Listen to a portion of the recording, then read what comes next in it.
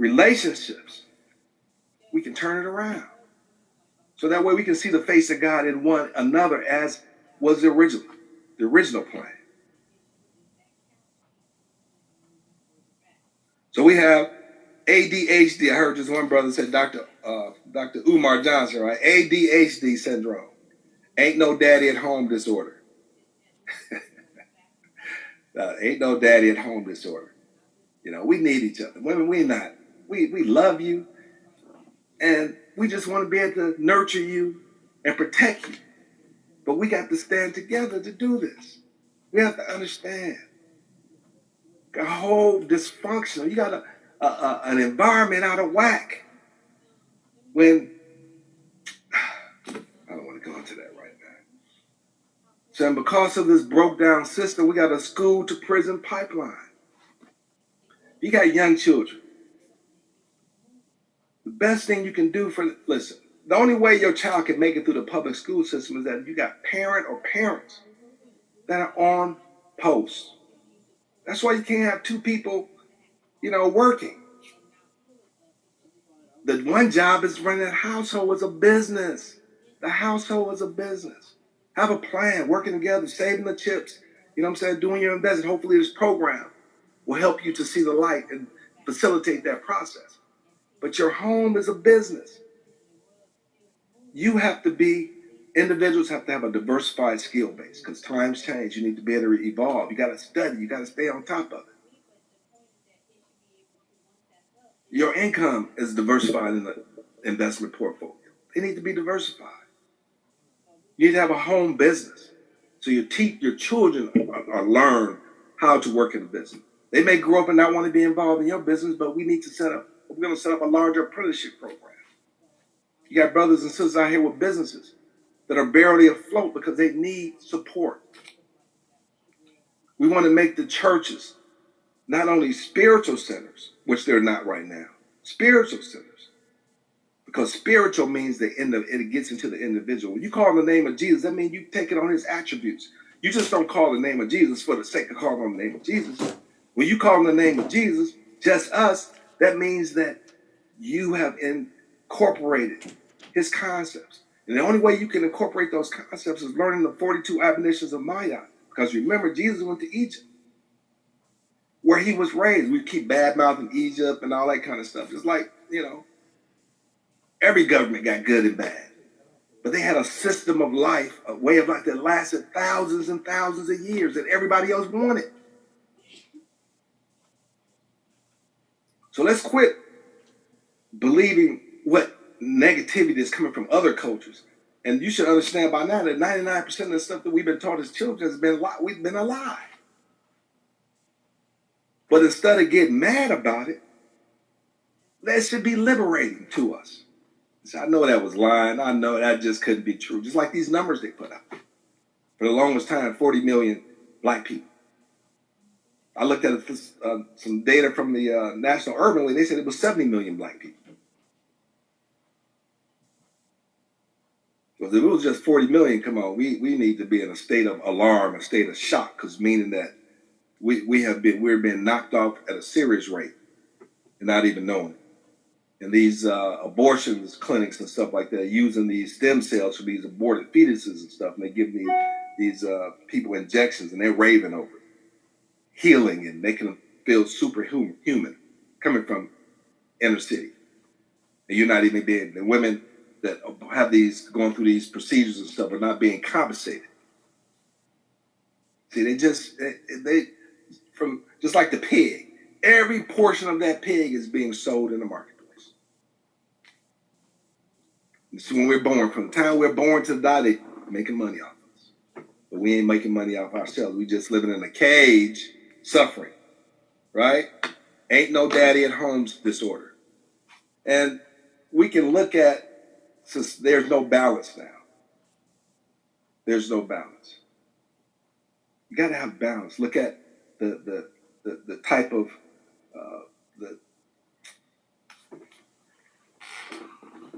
Then we have our children that are being sent to school, and because the parents have not spent the time with their children. Make sure they can read and write properly. That's a foundation of competing in this society. If they can't read and write properly, right? Of course they're going to be put in special ed course. Then, because they're, not on track, either they're too smart or they're not smart enough, right? So they put them on drugs.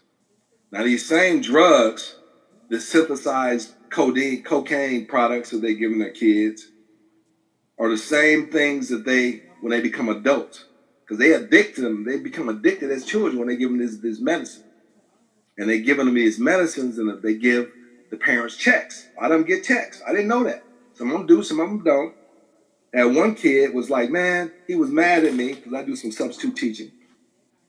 And so I spend more time in developing this ministry and stuff. I said, wait a minute, there has to be a smarter way to do this thing. Instead of reaching a couple people at a time, let me try to reach thousands, millions of people, with my message. So he was said, mister, I said, what's wrong, man? You don't seem the same right now. Now, I don't see him that often, every now and then, but we got a good relationship because I talk to him, I listen to him, I try to drop some knowledge. See, man, my mother, man, she put me in a special ed program. I'm pissed off. I'm like, why? You're doing really well. I don't know. But she won't listen to me. That check, man, causes us to do inappropriate things. When somebody else is paying for your livelihood, that's where your loyalty and allegiance is going. Just like this police shooting and stuff, vigilante justice. Because remember back in the day, they used to complain, the police used to complain that, wait a minute, we arrest them and the judge just lets them out. The system just lets them out. So what they've done is take justice in their own hands. They're criminals. Vigilante justice, that's all it is. But if you want to switch the tables with political power and organization, listen, if you shoot one more black person without taking them into custody, and I understand it's a violent world out there situation, but we got to take care of that. But you should be able to discern, you're a professional, you should be able to discern the difference between, especially with somebody running away from you and not a threat to you, you're going to shoot them in the back. And it's a continuous thing. Somebody sitting in the car, they're telling you that, hey man, I got a license to carry a firearm, and it's in the, and then when they're reaching to get their license information that you requested, then you shoot them all up with the kid in the car and the mother next to them. That's murder. But we have to organize ourselves. If you shoot another innocent person, not only will you go to prison, but you're going to lose your job and your pension. It'll stop.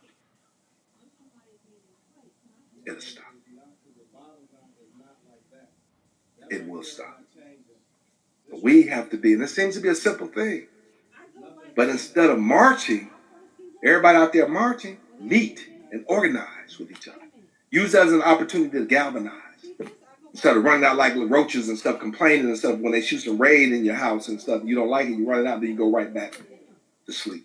You don't get no respect like that. We have a school to prison pipeline. So these kids aren't educated. They can't read by the third, fifth grade. But we have some children that have been given everything by their parents. But peer pressure, they make wrong decisions because they want to be something that they don't know nothing about. And that's why we have the 30-day life plan course.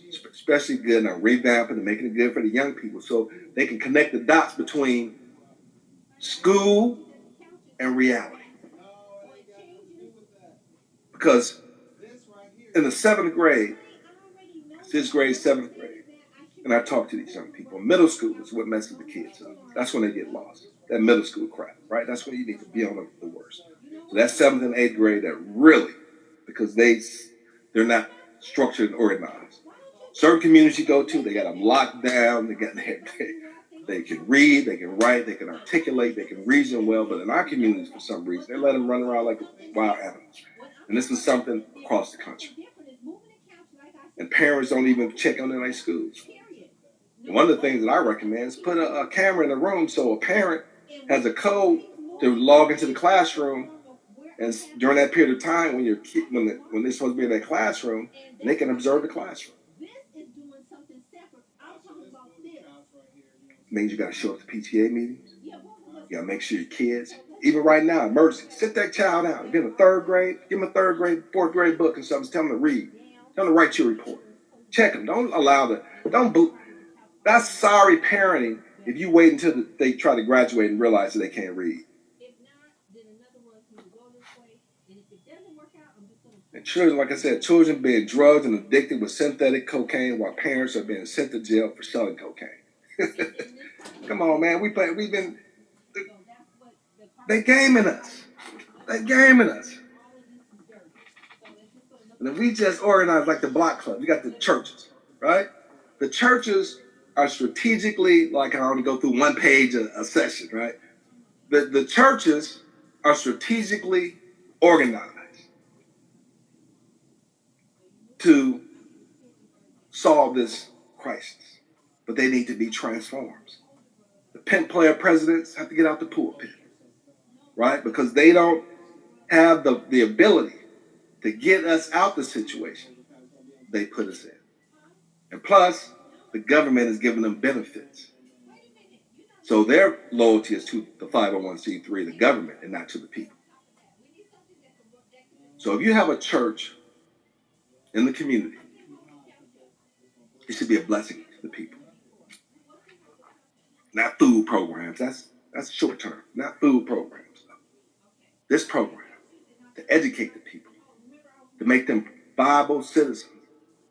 Because you build these large communities, and guess what? Before you know it, you gotta open it up to other groups because you can't pay the rent now. Because the people that did build it, they're no longer here. The economy has changed, and you don't have that support originally. So it's foolish. You're the building fund.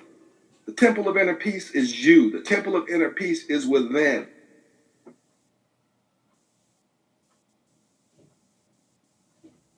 Don't quit being tricked. And the time goes on, the support grows, and we can have Bible study and lessons and stuff to look at the Bible from a different perspective, from an empowerment perspective, instead of a defeatist. Look at the power. Look at the history that's there. Switch the names out, put the pharaohs where they're supposed to be. The church should be the centerpiece, should be the spiritual centerpiece. Teaching you these things, this is how you conduct yourself. Because if the church was teaching just the 10 Commandments, all our children wouldn't be in jail today. Thou shalt not kill, thou shalt not steal, thou shalt not, commit false witness against thy neighbor. So these are laws that they put on their books, but they say the law has been done away with. We're not going to sacrifice this animal and this animal and that animal. And that's a distraction. Nobody talking about that, right? They didn't have fridges. That's how they was barbecuing. They was barbecuing. Get the blood off. Don't put the blood. Make sure the blood, it's not in the meat. Drain the blood. Kosher. That's what they kosher now. When they prepare Jewish kosher, they make sure the blood is drained out properly. Not putting animals in cages so the meat, the food that you're eating, is filled with fear hormones. Got all this land out here that needs to be farmed. We got these young people gang banging. Hey, teach them some agricultural skills. We have to decide. We have to meet. And the churches need to fill up, be the community centers that they should be, and become economic centers as well. This program blesses it. You educate, now you use it as a mechanism to redistribute wealth through our communities, through education. So the churches now, instead of having 15 churches in the community and stuff like that, that's tribalism. That's divide and conquer. Everybody thinking 15 different churches, everybody thinking different things. And the ones that don't go to the church, they thinking something else. But no matter what you're thinking, you should be able to come together. You need to be in balance. So we need to